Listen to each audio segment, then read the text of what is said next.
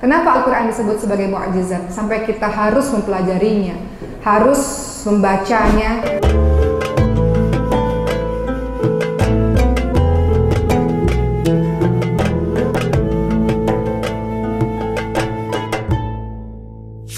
Pertama, orang-orang yang memenuhi seruan Tuhannya. Kedua, memasuk syurga bersama dengan orang-orang yang kau cintai, memenuhi janji Allah dan tidak melanggar perjanjian kepada Allah Subhanahu wa taala.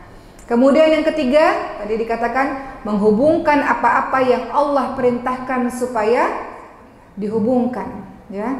Artinya teman-teman semua, engkau berjalan dalam muka bumi ini secara istiqamah yang berkesinambungan, itu maknanya. Menghubungkan apa-apa yang Allah perintahkan supaya dihubungkan, maka artinya adalah taat secara sempurna. Minta kepada Allah taat secara sempurna, istiqamah yang berkesinambungan dan tidak menyimpang dan tidak berpaling. Keempat, ada kalimat tadi, engkau takut kepada Allah Subhanahu wa taala. Merasa diawasi oleh Allah Subhanahu wa taala dalam kehidupan kita, teman-teman sekalian, membuat kita akan berpikir terlebih dahulu apa yang hendak kita katakan, berpikir terlebih dahulu apa yang kita hendak lakukan. Takut kepada Allah dalam artian berhati-hati dalam bertindak tanduk. Sebelum kau melakukan sesuatu, kau berpikir dulu, apakah yang saya lakukan ini membuat Allah ridha? Apakah yang saya lakukan ini membuat Allah sayang kepada saya? Apakah yang saya lakukan ini adalah bagian dari ibadah kepada Allah Subhanahu wa taala? Kalau iya, engkau lakukan. Kalau tidak, bukan bagian dari ibadah kepada Allah, tidak membuat Allah ridha, justru membuat Allah murka, minta kekuatan kepada Allah untuk engkau meninggalkannya. Yang kelima tadi ya, ini semuanya dalam surah Ar-Ra'd ayat ke berapa tadi teman-teman semua? Ayat ke-18 sampai ayat ke-21. Ya. Kemudian yang kelima, sabar. Sabar atas semua hal yang Allah takdirkan kepada kita. Sabar itu nggak mudah ya. Wa basyirus sabirin, kata Allah. Beritakan kabar gembira untuk orang-orang yang sabar, karena sabar nggak mudah. Sabar itu artinya menahan. Dalam segala kehidupan kita, sabar nggak mudah. Kadang-kadang Allah uji kau dengan berbagai macam ujian. Kadang-kadang kita mau teriak, kita mau marah, kita mau menangis, kita mau merusak, tapi sabar. Sabar itu artinya menahan. Maka mudah-mudahan dengan sabar ini menghantarkan engkau dan dirimu, keluargamu menuju ke syurga Allah Subhanahu wa taala. Keenam, mendirikan salat. Ya, ini juga termasuk memenuhi janji kita kepada Allah Subhanahu wa taala, mendirikan salat. Cepat dalam pembahasan ini, nanti kita akan masuk ke pembahasan lain. Ketujuh, memasuk syurga sekeluarga tadi. Kemudian kau infakkan hartamu secara sembunyi-sembunyi maupun terang-terangan. Kedelapan, menolak kejahatan dengan kebaikan. Ini juga nggak mudah teman-teman semua, tapi insya Allah Allah berikan hati yang lapang kepada dirimu untuk bisa dalam setiap aktivitasmu istiqamah, bisa berbuat amal-amal saleh, bisa berbuat kebaikan insya Allah. Maka syarat-syarat ini yang kita bahas dalam surah Ar-Ra'd ini akan menghantarkan kita dan keluarga kita menuju ke syurga Aden, teman-teman semua, sebagai tempat kesudahan yang baik kepada diri kita. Itu bagi kita yang ingin masuk syurga Hari ini saya ingin mengajak teman-teman semua untuk lebih dekat kepada Al-Quran. Karena bagaimana keluarga kita bisa kuat dan keluarga kita bisa sakinah tanpa adanya Al-Quran. Tema kita pada hari ini, bagaimana Quran akan mendatangkan ketentraman, ketenangan bagi kita dan keluarga, dan akan menolong kita di dunia dan di akhirat Allah Subhanahu wa taala. Teman-teman tahu bahwa Al-Quran itu adalah mukjizatnya Rasulullah SAW. Setiap nabi punya mukjizatnya masing-masing. Nabi Ibrahim alaihissalam memiliki mukjizat bisa keluar daripada api yang panas, api itu menjadi dingin. Nabi Musa alaihissalam punya mukjizat di mana tongkatnya bisa berubah menjadi ular atau bisa membelah lautan. Sulaiman alaihissalam memiliki mukjizat bisa berbicara dengan hewan-hewan dan memiliki bala tentara dari golongan jin, binatang dan manusia. Allah Subhanahu wa taala memberikan mukjizat kepada Rasulullah sallallahu alaihi wasallam. Mukjizatnya yaitu berupa Al-Quran. Kenapa Al-Quran disebut sebagai mukjizat? Sampai kita harus mempelajarinya, harus membacanya, harus mentadaburinya, kemudian menghafalkannya, kemudian mengajarkannya, kemudian mengamalkannya. Kenapa dengan Al-Quran? Ada apa selembar, bukan selembar ya, satu muslim, ada apa yang tidak pernah berubah dari dulu sampai sekarang? Ada apa? Karena dia mukjizat. Sebelum saya bahas mengenai apa yang kita harus lakukan bersama dengan Al-Quran, teman-teman semua, izinkan saya ceritakan sedikit tentang beberapa mukjizat Al-Quran agar kita tahu patutlah ia dikatakan sebagai mukjizat karena kehebatan yang dimiliki. Hati-hati nih Quran ini teman-teman semua, kelak nanti ada satu masa tulisan-tulisan ini akan hilang dari lembaran-lembarannya. Jadi sebelum hari itu tiba, pastikan Quran-Quran ini ada di hati kita, di lisan kita, di ingatan kita, teman-teman semua. Mumpung masih ada waktu, harus engkau bersama dengan Al-Quran dalam hari-harimu. Seorang mukmin harusnya merasa gelisah ketika dia meninggalkan Quran dalam hari-harinya. Makanya seorang muslim, seorang mukmin mustahil nggak punya Quran di tasnya. Kalaupun di Quran ini tidak ada di tasnya, di teleponnya ada apa setidaknya. Dengan begitu dia akan senantiasa dekat. Ada muslim mengaku muslim tapi tidak pernah dekat dengan Quran. Maka minta kepada Allah Subhanahu wa taala agar Quran itu menjadi sebuah kebutuhan bagi diri kita, teman-teman semua. Baik, kita lihat dulu kenapa Al-Quran disebut sebagai mukjizat. Al-Quran disebut sebagai mukjizat, teman-teman semua, karena kita lihat bahwa Al-Quran ini berlangsung sepanjang zaman, berlaku sepanjang zaman. Kalau kita lihat kitab-kitab nabi-nabi yang lainnya, Injil, Taurat, Zabur, hanya diberikan pada kaum nabi itu saja di zaman itu saja. Tapi Al-Quran, Rasulullah SAW sudah tiada. Hanya saja Quran ini terus dipakai, digunakan, dibaca, dihafalkan sepanjang zaman. Betul? Kalau kitab-kitab lain, ketika ada nabinya, ada kaumnya, berlaku saat itu saja. Tapi Al-Quran sepanjang zaman. Mukjizat yang pertama. Kedua, Al-Quran ini mukjizat karena pada zaman itu Al-Quran berhasil memindahkan pusat peradaban dunia. Dulu sebelum adanya Quran, maka semua pusat peradaban dunia berada di Yunani, di Babilonia, di Cina dan sebagainya. Tapi ketika Quran datang, lalu pindahlah pusat peradaban dunia menuju ke Makkah, Madinah, Kufah, Baghdad, Damaskus, Mesir dan sebagainya. Jadi lewat Al-Quran maka peradaban dunia pindah menuju ke tempat-tempat tadi. Ketiga, Al-Quran tidak pernah bisa ditiru oleh manusia. Siapa yang bisa meniru manusia? Tidak akan ada seorang ahli, siapapun yang bisa, atau sastrawan manapun yang bisa membuat ayat semisal Al-Quran. Tidak ada. Hal ini diterangkan oleh Allah Subhanahu wa taala dalam surah Al-Isra ayat ke-88. Dikatakan, a'udzubillahi minasyaitonir rajim, qul la in jama'atil insu wal jinnu ala ay ya'tu bimithli hadzal qur'ani la ya'tuna bimithlihi walau kana ba'duhum li ba'din dhahira. Sesungguhnya jika manusia dan jin berkumpul untuk membuat yang serupa Al-Quran, niscaya mereka tidak akan dapat membuat yang serupa dengan Al-Quran, sekalipun sebagian mereka menjadi pembantu bagi sebagian yang lain. Jadi Al-Quran tidak akan pernah bisa ditiru atau dibuat oleh manusia lain manapun, tidak bisa. Keempat, Al-Quran mukjizat karena dia terjaga keasliannya. Kitab yang tidak berubah, terjaga keasliannya, tidak bisa dipalsukan sampai akhir zaman. Teman-teman lihat dalam surah Al-Hijr ayat ke-9, Allah sendiri yang akan memeliharanya. Salah satunya melalui para keluarga-keluarga Allah, para penghafal-penghafal Quran. Makanya para penghafal Quran ini disebut orang-orang yang menjaga Al-Quran, menjaga kalamnya Allah. Lewat mereka lah pada akhirnya Quran-Quran ini terjaga. Mana ada kitab di muka bumi ini yang bisa dihafalkan dari awal sampai akhir? Ada nggak? Yang bisa dihafalkan persis dari awal sampai akhir? Ada nggak teman-teman semua? Nggak ada, kecuali Al-Quran. Jadi Al-Quran terjaga keaslian, tidak bisa dipalsukan di akhir zaman. Itu sebabnya kenapa dia disebut mukjizat.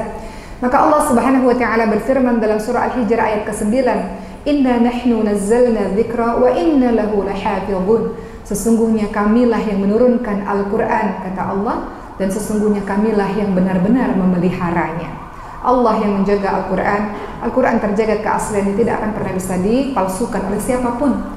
Kelima, Al-Quran disebut sebagai mukjizat karena bisa dihafalkan oleh semua orang, dari kalangan anak-anak sampai nenek-nenek. Kemarin kami ada wisuda Al-Quran di Jakarta. Anak-anak yang hafal 30 juz, usianya 8 tahun, wisudawati termuda. Yang tertua ibu saya baru 15 juz kemarin, 59 tahun ibu saya, ibu sekalian. Jadi Al-Quran bisa dihafalkan. Al-Quran apakah bisa dihafalkan oleh orang-orang yang tidak bisa melihat, ibu semua? Dengan Quran Braille-nya. Bisa dihafalkan Quran itu dengan orang-orang yang tidak bisa bicara, tidak bisa mendengar? Bisa loh, ada Quran yang mereka pakai tangan. Saya pernah lihat, ada beberapa teman saya, mereka punya pesantren yang khusus teman-teman kita yang nggak bisa bicara, nggak bisa dengar. Itu ada caranya sendiri. Jadi tidak ada di muka bumi ini kitab suci yang bisa dihafalkan kecuali Al-Quran, bisa dihafalkan oleh semuanya. Makanya Al-Quran ini disebut sebagai mukjizat. Jadi kalau ada yang bertanya kenapa Al-Quran itu mukjizat, kita tahu jawabannya. Karena Al-Quran ini begitu banyak kehebatan-kehebatannya. Memang mungkin ini tidak sama seperti mukjizat nabi-nabi yang lain. Nabi-nabi yang lain mukjizatnya tongkat bisa membelah lautan, gitu kan? Mukjizat nabi-nabi lain kan. Kemudian mukjizat nabi lainnya, Nabi Ayub alaihissalam punya penyakit kulit yang sangat mengerikan, lalu kemudian bisa sembuh. Itu kan mukjizat-mukjizat seperti itu. Tapi Al-Quran, masya Allah, mukjizatnya berbeda. Mukjizat yang diberikan oleh Allah dan kepada Rasulullah SAW, Al-Quran ini ada bersama kita sampai akhir. Itulah yang kemudian kita kenal bahwa Al-Quran ini sebagai mukjizat. Jadi kalau ada mukjizat di tengah-tengah kita, kenapa diabaikan? Bagaimana kau bisa selamat dalam kehidupanmu kalau engkau mengabaikan Al-Quran? Kita ini tinggal di Indonesia, mayoritas Muslim, apalagi di Sumatera Barat, terkenal dengan kesolehannya. Nggak boleh ada orang di Sumatera Barat, di Indonesia juga umumnya, nggak boleh ada orang yang nggak bisa baca Quran. Mustahil. Bagaimana mungkin ada seorang Muslim yang nggak bisa baca Quran? Selama belasan tahun dan puluhan tahun kau kemana saja? Sampai-sampai Quran itu tidak kau baca dan tidak kau hafalkan. Bukankah dikatakan kedudukanmu nanti di hari akhir berdasarkan atau bergantung dari banyaknya ayat-ayat yang engkau hafalkan? Mau di mana kedudukan kita, teman-teman sekalian? Kita yang menentukan sendiri dengan seberapa banyak ayat-ayat yang engkau hafalkan, yang engkau baca dalam kehidupanmu. Mari kita lihat, teman-teman sekalian, dikatakan bahwa Allah Subhanahu wa taala memiliki keluarga dari kalangan manusia. Siapa dia? Ahlul Quran. Ahlul Quran itu siapa sih? Ahlul Quran itu siapa, Ibu-ibu sekalian? Apakah orang yang hafal 30 juz Quran? Beberapa belas tahun yang lalu saya sempat pertukaran pelajar ke Jerman, dan saya bertemu dengan orang-orang non-muslim yang hafal 30 juz Al-Quran dan mempelajari Al-Quran, meneliti Al-Quran, hafal Al-Quran, bisa bahasa Arab. Apakah itu Ahlul Quran? Jadi apakah Ahlul Quran itu adalah hanya orang yang menghafalkan 30 juz Al-Quran? Bukan. Dikatakan dalam hadis riwayat Ahmad, sesungguhnya Allah memiliki keluarga di antara manusia. Para sahabat bertanya, siapa mereka ya Rasulullah? Kemudian Rasulullah katakan, mereka adalah Ahlul Quran, hum ahlullahi wa khassatuhu. Siapakah keluarganya Allah Subhanahu wa taala itu ya Rasulullah? Kata para sahabat, kata Rasulullah, orang yang disebut sebagai keluarganya Allah adalah mereka para ahli Quran. Mereka keluarga Allah dan mereka hamba pilihannya. Ahlul Quran itu siapa, pertanyaannya? Ibu-ibu, kalau dikatakan keluarga, kira-kira hubungannya dekat nggak? Dekat. Kalau keluarga itu dia minta bantuan, pasti yang pertama kali kita bantu adalah keluarga kita sendiri, betul kan? Dibanding orang-orang di luar sana. Allah punya hubungan yang sangat dekat dengan keluarganya di muka bumi, yaitu Ahlul Quran. Pertanyaannya, Ahlul Quran itu siapa? Ahlul Quran itu adalah orang-orang yang mengamalkan Al-Quran, teman-teman semua. Orang-orang yang berusaha untuk menjalankan isi Al-Quran, berusaha untuk menjauhi apa yang Al-Quran larang. Gerak-gerik hidupnya adalah Al-Quran, itu Ahlul Quran. Gerak-gerik hidupnya adalah Quran. Al-Quran dijadikan sebagai panutan bagi hidupnya. Kemudian ia mengambil pedoman-pedoman itu atau hukum-hukum itu dari dalam Al-Quran dan dijadikan sebagai pedoman dalam kehidupannya. Itu disebut Ahlul Quran. Jadi bukan berarti hafal 30 juz dan kemudian akhlaknya tidak sesuai dengan Al-Quran. Al-Quran adalah yang disebut Ahlul Quran, gerak-geriknya adalah Al-Quran. Dan kita mau itu ada dalam keluarga kita. Jangan cuma istrinya saja, ayahnya, anak-anaknya. Makanya dibutuhkan dakwah. Kadang dalam satu keluarga nggak semuanya cinta Quran, betul? Dalam satu keluarga nggak semuanya dekat dengan Al-Quran, nggak semuanya. Itulah yang harus kita lakukan, ibu-ibu sekalian, di mana kita mau dakwah kita untuk keluarga kita terlebih dahulu. Ketika keluarganya kuat, insya Allah kita bisa memberikan kekuatan dan kebaikan untuk orang-orang di luar sana. Supaya kita lebih bersemangat untuk menghidupkan Quran di dalam rumah-rumah kita, kita harus tahu dulu apa sih fungsi Al-Quran dalam kehidupan kita. Sebelum saya membahas mengenai fungsi Al-Quran dalam kehidupan kita, saya mau cerita sedikit, Bu, tentang guru saya, orang Gaza, orang Palestina. Sekarang tinggal di rumah karena beliau menjadi pengajar di pesantren, tapi tinggal di rumah saya. Jadi setiap hari kami tuh pengajian di rumah, karena rumah saya dekat sama pesantren 5 menit. Jadi kadang-kadang ngaji di rumah atau kadang-kadang beliau mengajar di pesantren. Beliau mengatakan begini kepada saya. Kata beliau, di Gaza seperti yang teman-teman tahu kehidupannya susah. Dalam satu hari sering mati lampu, biasanya di jam-jam tertentu memang mati lampu. Jadi lampu listrik hanya nyala sekitar 4 jam 5 jam saja. Kemudian kemarin mereka baru saja, Gaza itu kecil loh ibu-ibu sekalian, kota kecil. Kemudian beliau mengatakan kemarin di Gaza ada 1000 wisudawan penghafal Quran yang tasmi' sekali duduk itu 30 juz, artinya mutqin 30 juz, lancar 30 juz. Jadi di tes sekali duduk mereka baca 30 juz. Ada 1000 para penghafal Quran yang diwisuda di tahun itu, setiap tahun seperti itu. Kemudian beliau mengatakan apa? Quran adalah kekuatan. Dari mana kami bisa mendapatkan kekuatan kalau tidak dari Al-Quran? Kemudian beliau mengatakan, kami tidak takut mati sebetulnya, karena mati itu adalah pertemuan dengan Allah Subhanahu wa Ta'ala, pertemuan dengan Sang Kekasih. Tidak takut mati, kata beliau apa? Kata beliau, saya hanya takut merasa kehilangan. Jadi kalau terjadi apa-apa dalam keluarga, kalau keluarga semua yang meninggal dunia, mati syahid dan kemudian saya hidup, itu yang saya takut. Karena saya takut merasa kehilangan. Lebih baik kita semua yang mati, kata beliau begitu. Karena sama-sama berkumpul dalam syurganya Allah Subhanahu wa Ta'ala. Itu sebabnya mereka senantiasa mempersiapkan diri mereka untuk berjumpa dengan Sang Kekasihnya. Lewat apa? Lewat Al-Quran. Dengan adanya Al-Quran ada sumber kekuatan yang besar yang Allah berikan kepada mereka untuk tidak merasa takut dengan apapun, kecuali takut dan bergantung penuh hanya kepada Allah Subhanahu wa Ta'ala. Dalam kehidupan kita teman-teman semua, kita kadang-kadang merasa takut. Walaupun kita tinggal di tempat yang tenang, nyaman, tapi ada perasaan takut tentang apapun, betul? Karena Allah sendiri yang menjanjikan kepada kita, Allah akan menguji kita dengan takut. Dalam surah Al-Baqarah 155 apa kata Allah? A'udzubillahi minasyaitonir rajim. Wa lanabluwannakum bisyai'in minal khaufi wal ju'i wa naqsin minal amwali wal anfusi wat thamarati wa basyirus sabirin. Allah menguji kita dengan takut, khauf. Dalam kehidupan kita pernah nggak ibu-ibu semua takut? Takut suami diambil orang, takut nggak bisa bayar utang, takut anak-anak terlibat kenakalan remaja, takut ini, takut itu, banyak kan takutnya. Karena memang Allah janjikan kau akan diuji dengan takut. Kadang-kadang kata Allah engkau diuji kadang-kadang dengan kelaparan. Kadang-kadang diuji dengan kekurangan harta. Ini kelihatannya hartanya banyak, tapi nggak tahu nih utang di mana-mana mungkin. Tapi insya Allah semua orang di sini semua orang yang saleh insya Allah. Tapi ada yang kadang-kadang Allah uji dengan harta. Dulu ketika COVID, kami pun merasakan dampaknya ibu-ibu sekalian. Betul nggak? COVID kemarin secara keuangan ada sebagian orang yang merasakan dampaknya. Kadang-kadang kita takut dengan hal itu.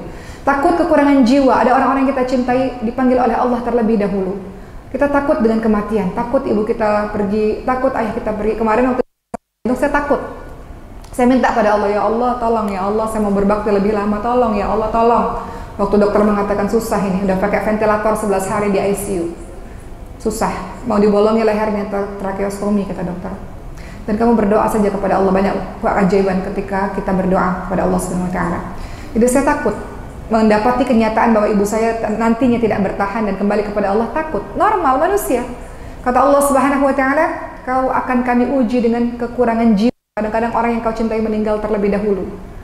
Wabasyirus sabirin, beritakan kabar gembira untuk orang-orang yang sabar. Nih, Quran yang bilang begitu. Kalau nggak ada Quran, bagaimana kita bisa tahu apa yang harus kita lakukan dalam kehidupan kita? Kata Qurannya itu, orang-orang sabar itu, engkau baik-baik saja, tenang saja, nggak usah takut berlebihan. Itu orang-orang yang meyakini kalimat inna lillahi wa inna ilaihi raji'un.